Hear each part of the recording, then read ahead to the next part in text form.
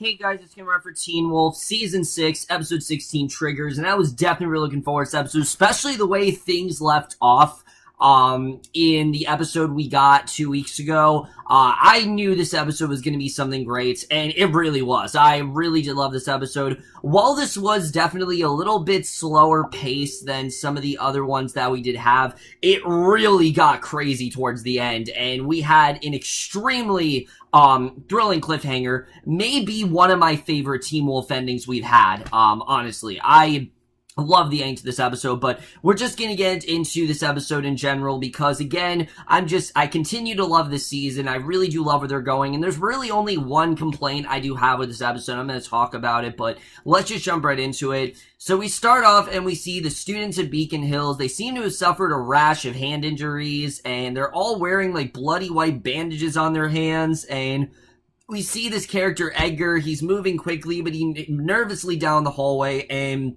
into the library, and he's cornered by Aaron and Gabe. And at this point, Beacon Hills is a complete war zone. I mean, I don't know why they haven't just quarantined the school at this point. It is just not a safe place to be. But basically, they grab him, they cut his hand with a scalpel, and Aaron says that everybody has done it. Edgar protests that he's not one of them. So basically, these two are hunting down anyone they possibly can, and they're going to some really drastic measures here. I mean, they're going as far as to just basically have these sort of not sacrifice, but someone's like, giving blood, and making sure, making a little incision to their hand to make sure that they are not, a werewolf. So Aaron cuts his hand anyway, and he runs from the library. Aaron then calls Gabe off and says he'll go after Edgar himself because he's just not convinced. So the other students do their best to ignore what's happening. And I mean, how can you? I just don't really understand how you're able to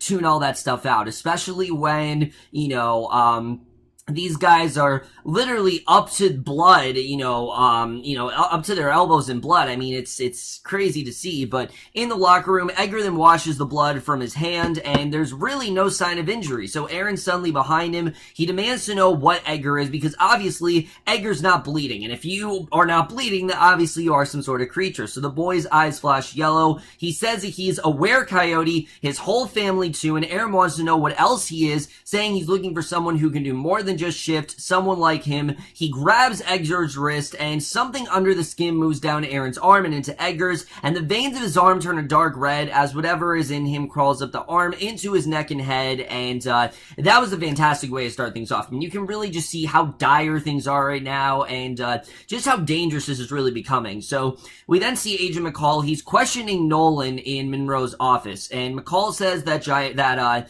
Jang and Tierney escaped police custody last night, which of course, he thinks they escaped. In reality, they were both gunned down, but Monroe asks if they injured a deputy, but McCall says he's heard the officer's words were self-inflicted, and McCall wants to know if Jang's been in touch with Nolan since they knew each other to see basically what really happened to Jang and Tierney, because he knows very well that they're not safe and that they were not just, free. That's not what happened here. Nolan explains that they're no longer friends, and seeing the students in distress, Monroe then ends the interview. And if she hadn't done that, I didn't see it as just, she was worried that he was in distress. I think she also knew that McCall was kind of onto them. So she chides the agent for harassing a student. He counters that she put a gun in his hand. She says that she's teaching him how to protect himself. And he says that Nolan really isn't in danger. The missing Jang and Tierney are. And she reminds him that the missing pair are the real killers. And she then speculates that because McCall doesn't have FBI backup, his bosses either don't believe there's a problem or he hasn't told them exactly what he's investigating. So again, Monroe is basically, she's just so insistent on the fact that, these are the real enemy and that we gotta be all werewolves. They're just the enemies and we need to take as many down as possible. And again, her motivation, you totally do understand. She just simply feels that they're not going to protect the humans and that they simply don't care about the humans. They just want to protect each other. And the fact that she thinks that they're an enemy, again, now that we know that, her motivation's that much stronger, and it really is driving the season very well here.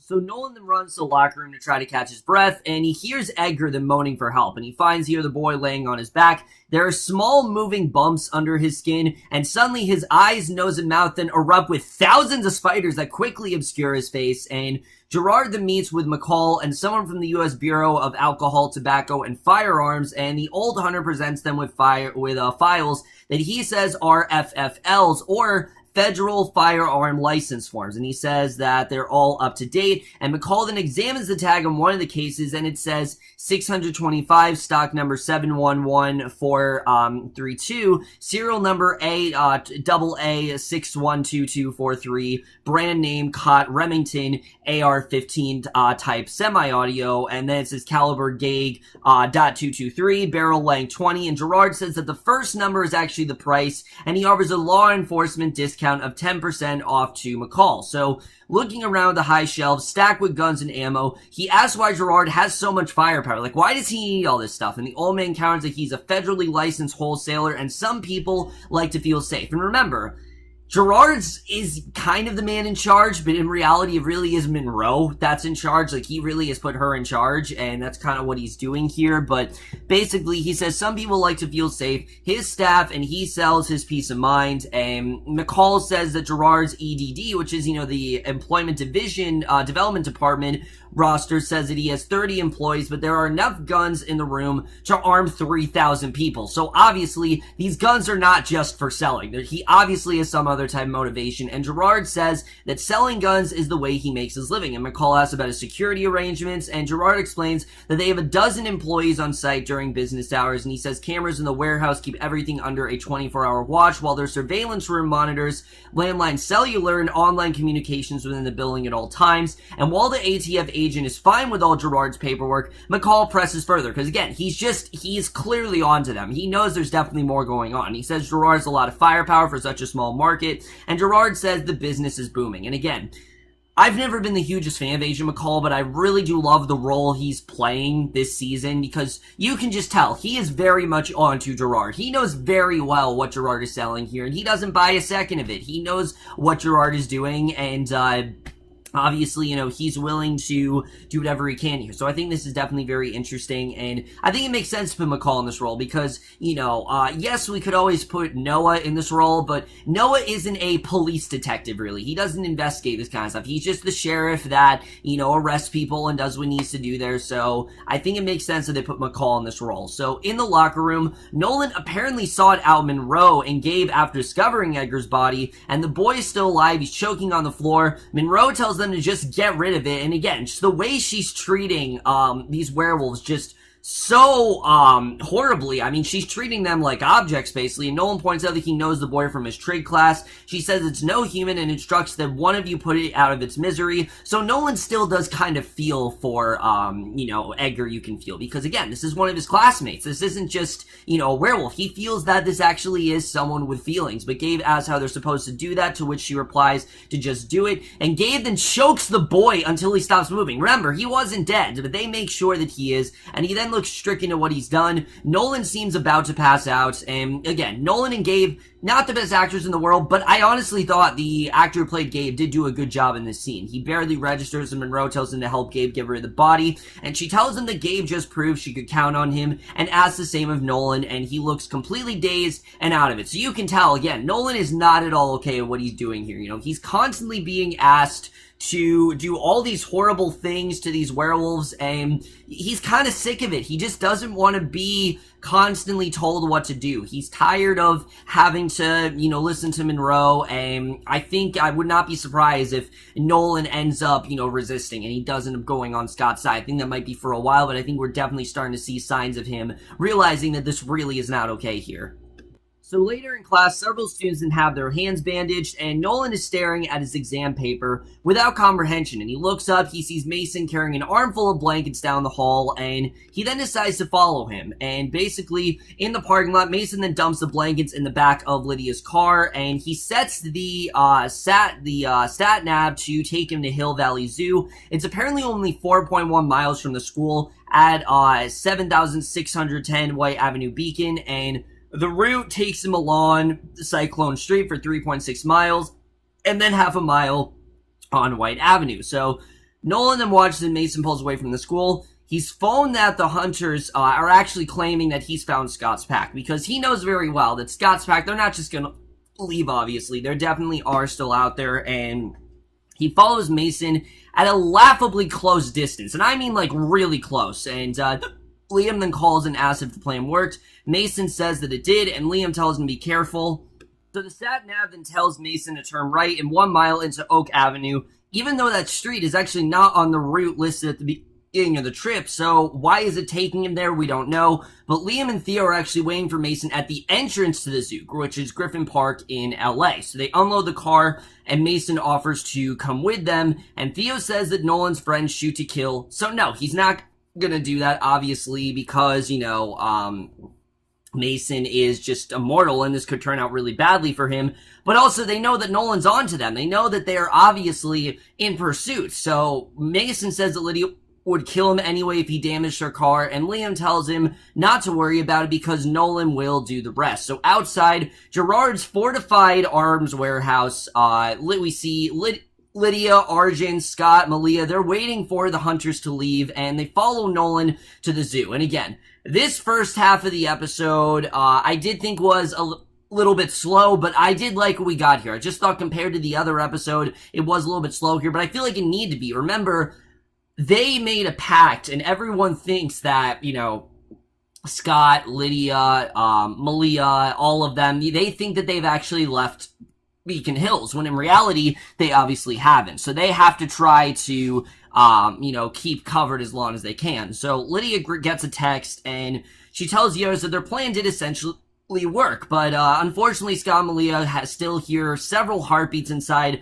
suggesting that most of the hunters are actually still out there. So they argue whether they should still break in, and Arjun's advising caution that, yeah, you should break in, but just be very careful with the way you do it. So 2 hunters arrive at the zoo. Nolan's very worried that they only sent 2. Like, why would it just be 2 of them? And he warns that they're not just facing a pack because there's an alpha and a banshee. They're all there. The hunters see no one, and he gets very defensive, explains that he saw Theo and Liam bring a carload of food and supplies to the zoo with at least 6 sleeping bags, and hidden inside the zoo we see Liam and Theo, they're actually worried that they only sent 2 hunters because they were expecting 20 for the plan to actually work. But since they didn't believe Nolan, they didn't send everybody, you know, because they don't really believe that they're actually there. And Theo starts shouting, and he fakes a shouting match with an invisible Scott about Liam, and he then punches Liam and shouts to invisible Malia too. And again, he's just trying to rile them up. He's trying to rile them up. He's trying to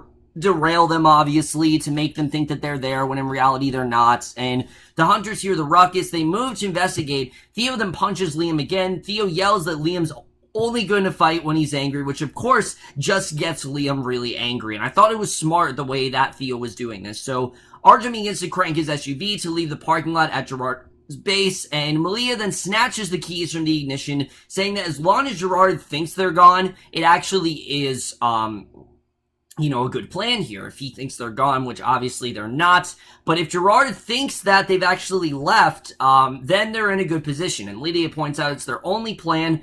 Arjun says that the plan has actually failed, but Malia is very optimistic. She's really certain that this is actually going to work out and that they're actually going to be able to execute this. But the windshield begins to crack in front of Lydia. She zones out what the others are saying as she examines the finger-length crack, and it begins to spread out like a spider web. This scene, honestly, was really creepy. Like, what's going on here? Why is it cracking like this? And again, I saw this as this was the Anukite. This was the Anukite messing with Lydia. It's trying to get into her in her fears of spiders and of this spider web. Obviously, she's terrified of it because we know what happened the last time she encountered this thing, and it's clear that the Anukite is messing with them here. So Arjun points out that they have 10 minutes until Gerard's people notice that their vehicle as suspicious. So obviously, they have to try to move out as fast as they can.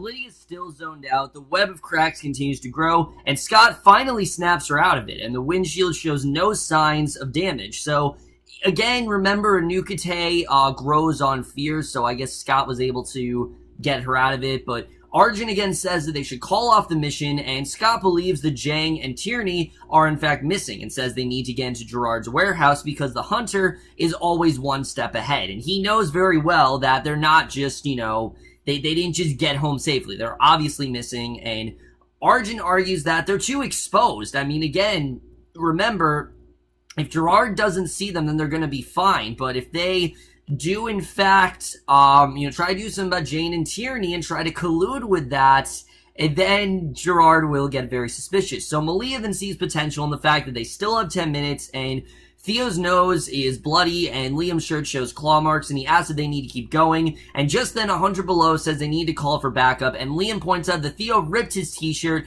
Theo counters that Liam broke his nose twice. He says it healed, and he broke it again, and again, Liam then punches him in the nose, and just a lot of funny stuff there. Again, this side of Liam is more the one I like, the one that's kind of like fun to watch, but Scott decides that he should lure the hunters away so they could get inside the warehouse, and Malia then reaches over him and locks his door, and Scott then protests, but Malia says the plan is dumb. They've brought thermite charges, presumably to help burn up the weapons inside the warehouse, and Malia suggests that they use the tunnels under the building, but Arjun points out they'd still need to get in undetected, which again, it's a very risky mission. So the hunters then load up their SUVs, they leave the parking lot, and Liam and Theo are still worried that only 2 hunters and Nolan are both pursuing them. So Theo mocks the choices of the zoo. Liam says he picked it because the old rock tunnels and cages are like the streets of Mykonos, and he correctly explains the Greek city was designed with very long, narrow, winding streets that create a kind of maze for those actually unfamiliar with the town. So the idea was that invading armies would get lost if they tried to take the city, and Liam says he likes history, and Theo says he's impressed and that's a good idea,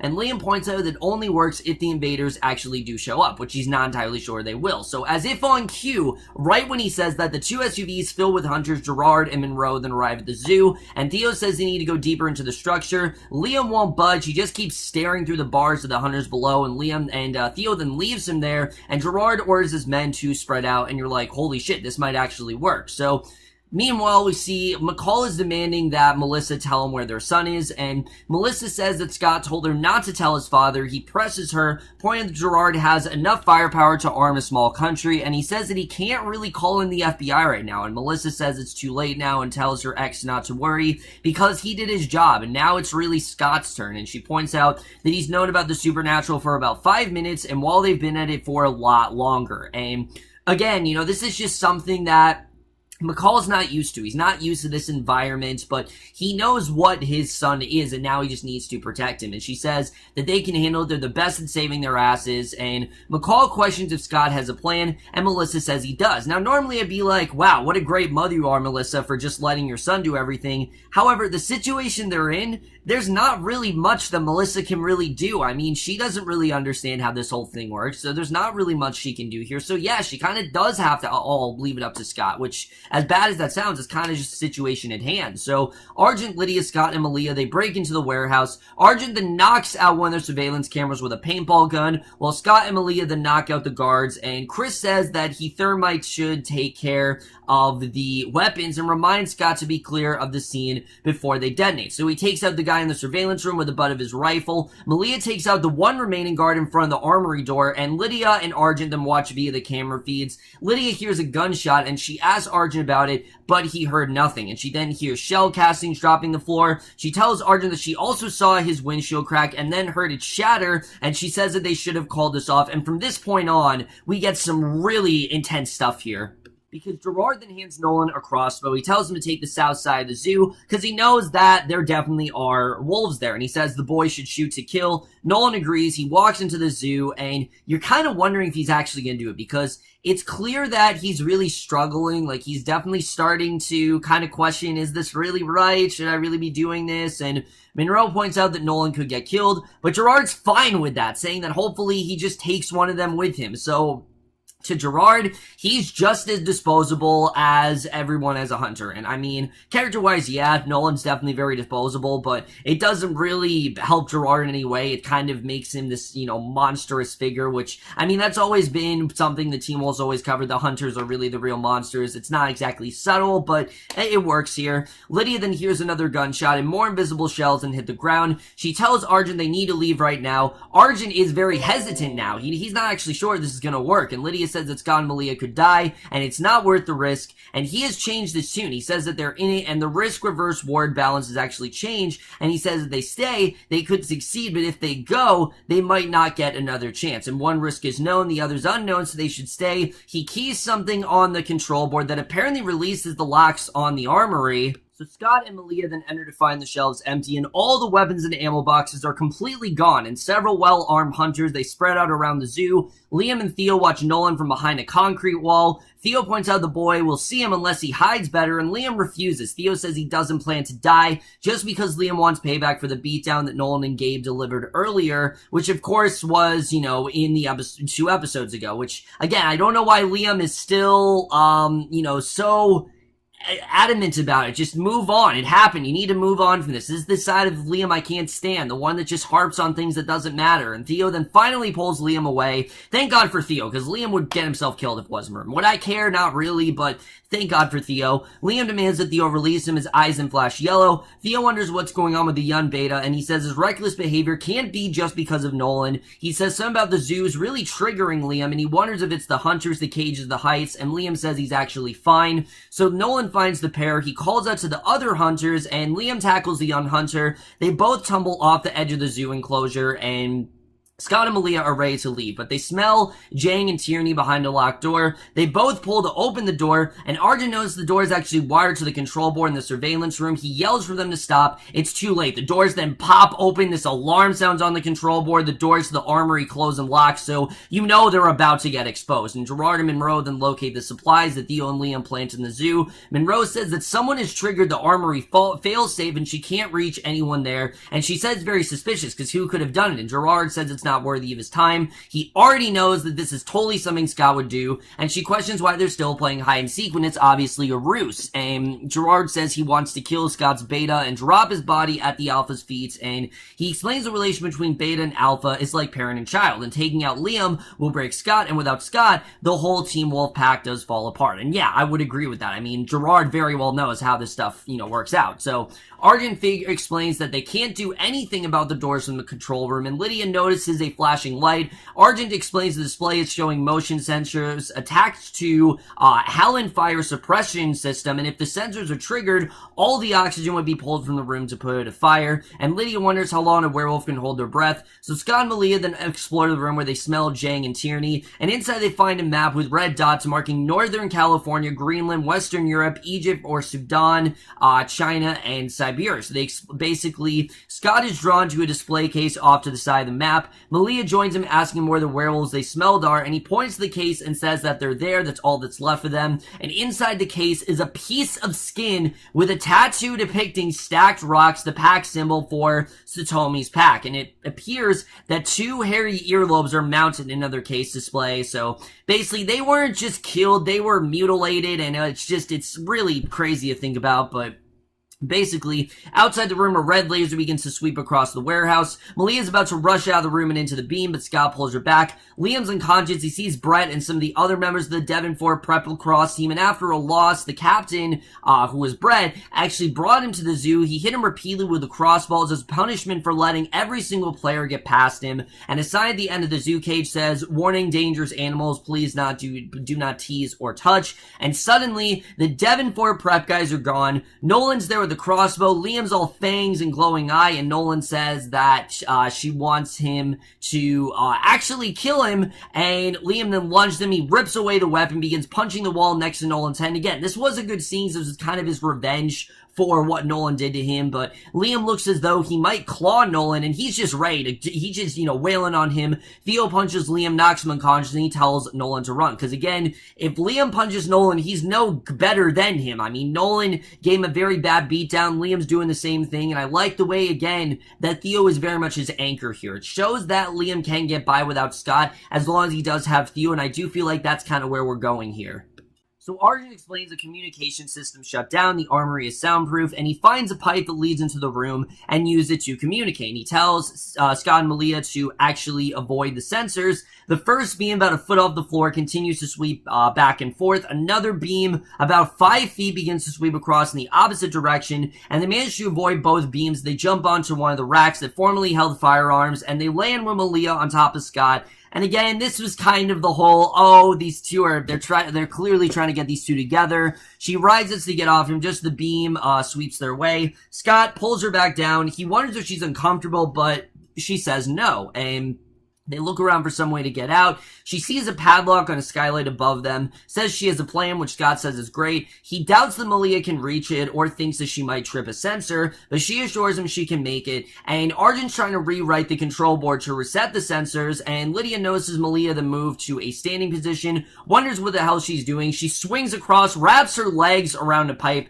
just above the sensor sweep. She successfully reaches out, manages to knock the lock down. How she does it, I have no idea, but Scott then cheers, but the lock then breaks on the floor. Small piece then bounces, strikes the beam. The Holland fire suppression system fire jets from the ceiling. Both Scott and Malia fall from their perches to the ground below, and they can't catch their breath. So sometime later, he's holding Malia as they both gasp, and Lydia wonders how long they really do have, and Chris says minutes as a group of hunters move to retake the warehouse, and basically through the speakers they hear the hunter's orders: shoot to kill. Chris then rounds the corner. He shoots out the lights above the corridor, sending a shower of sparks down the confused and coughing men, and he managed to knock most of them out with the butt of his gun. So it seems like they're okay for the time being, but basically Lydia follows him, throws a bag to distract one of the hunters. She delivers a kick that sends him sprawling, and since she's no longer in Gerard's warehouse suddenly, she's back in Scott's house. She flashes back and forth between the locations. Here's glass breaking again. I think this is just the Inukate fucking with her. I really think it is, and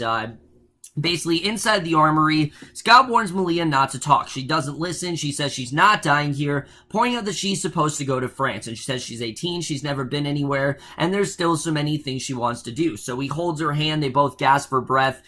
Argent then says the door to the armory will stop a bullet, not a banshee. Lydia then takes a really deep breath, screams until the steel door buckles, falls inward. Scott and Malia can breathe again. This whole scene was so well done, and I love the way this was handled, but Liam regains consciousness in Theo's truck as they're driving. Theo explains he had to knock Liam out 5 times, and Liam's sad because he almost killed Nolan. He really did. I mean, he was wailing on him, and Theo comments his restraint in bringing his hands, trying not to hunt the boy, and Theo says the next time they come up with a plan, they should pick a place that doesn't trigger a murderous rage. And Liam says he didn't know it would happen. Theo believes that Liam actually brought him along because the Inukate is in fact affecting him. And that's really what's going on here. That inner rage is really starting to get to him. And remember, pain turns to anger. And he says that Liam needs to figure it out before he completely loses it. So clearly, this is starting a very visceral effect on him. And Liam points out the new thing causes fear, not anger. But Theo says that people can only feel really one emotion at a time, which is why Liam gets angry really when he's afraid. And, Liam is wondering if this is really starting to have an effect on everyone else. And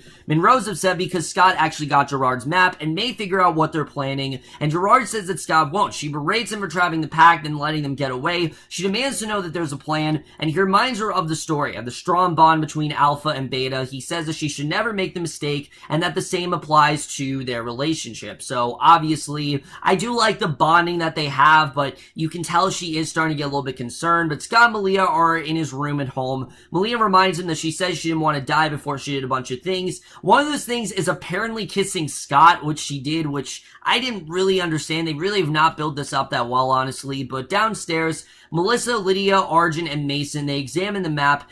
Argent says it shows nematodes elsewhere in the world, and then we get to this ending. And this ending, like I said, easily is one of my favorite endings of any Teen Wolf episode. Honestly, it might be, but Lydia hears glass breaking, and right off the bat, Mason says that nematodes are beings for the supernatural. Argent says that if she wanted to kill every supernatural in the world, they would start with the nematodes, and Melissa says it appears that Gerard isn't going to stop with Beacon Hills, and basically Argent agrees, saying his father wants the whole world, and Agent McCall arrives, says no one can leave, so Scott and Malia enter. He explains that Gerard has distributed the weapons to residents of Beacon Hills free of charge, and Lydia hears more shell casings, and Argent says he's armed his army, and right when that happens, she senses something. She screams for everyone to get down, pulls Mason to the floor, and 2 arrows equipped with flashbangs, they break the window, embed into the wall, and Malia then pulls Scott down to the floor. The arrows explode. Gunfire then peppers the room from outside the window. And Argent has Melissa on the floor. Agent McCall draws his firearm, and the gunfire suddenly stops. We don't know why, but it just does. And Scott notices a widening pool of blood spreading across the floor, and a bloody hand reaches up. Who this is, we don't know, but that is the way this episode ends. Really incredible stuff overall. Let's just get this episode where it's going to take us to the last 3 episodes of this show.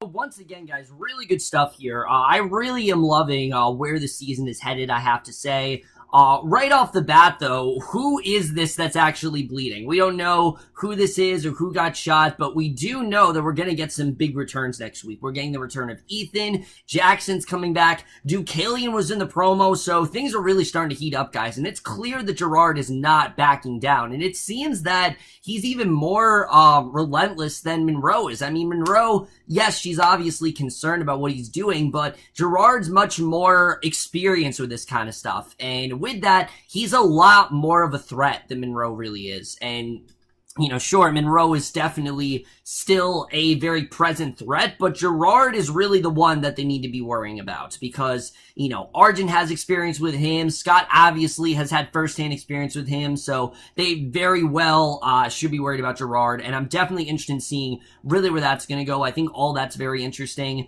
as well as the Anukite. It's clear the Anukite is really starting to mess with them. It's getting into Liam's head. It's making him do all these weird things, like I said, have this, you know, go on this revenge path for Nolan and Gabe. It's really starting to, that fear is really starting to turn to anger and his wrath against them. You really see it starting to get to him, but I did really like the bonding between him and Theo. And to be honest with you, I like it a lot more than what we've gotten with him and Mason. Particularly that relationship, I've just never really been all that fond of. I feel like they really tried to make it a Scott and Styles 2.0, and it's never really worked out. I feel like this relationship with Theo, I actually do like a lot more, because it seems that Theo is kind of able to control Liam, where he actually lets all of that more darker side of Liam finally disperse. And how he's able to do that, we don't really know, but I'm wondering if the same thing's happening to Lydia, because it's clear that Lydia, sometimes she's in Scott's room, sometimes she's not, you know, she's seeing weird things. It's clear the Anukite is really starting to get into her head as well, and I'm definitely interested in seeing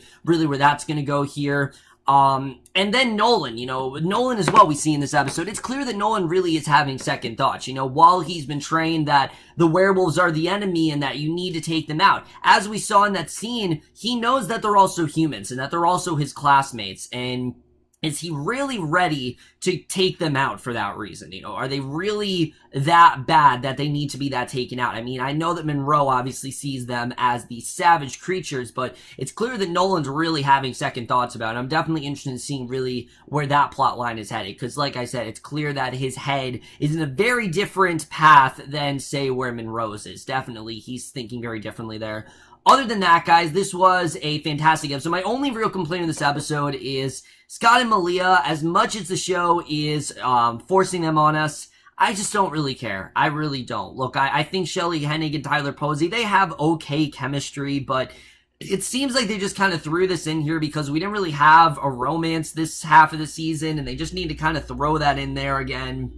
I don't really know where they're going to go with that. I guess it works, but to me it just feels very forced, and I don't really feel like there's a way they couldn't have done that, but it just feels very forced to me, and I don't think it's ever not going to feel forced. But other than that, guys, this was easily one of the best episodes of the season, and I am going to give Teen Wolf Season 6, Episode 16 Triggers an A-. So overall, guys, I'm ready to do this episode of Teen Wolf. Let me know what you guys thought of this episode overall. Left your thoughts in it. Guys, we're really getting down the wire here. There's 4 episodes left of Teen Wolf. Only 3 weeks left, which is insane to think about, but really, there's only 3 weeks left here, and like I said, it's really starting to get down to the wire. But that's for this video. Hope you guys enjoyed. We'll see you guys in my next video, and we'll see you guys for that. Okay, bye.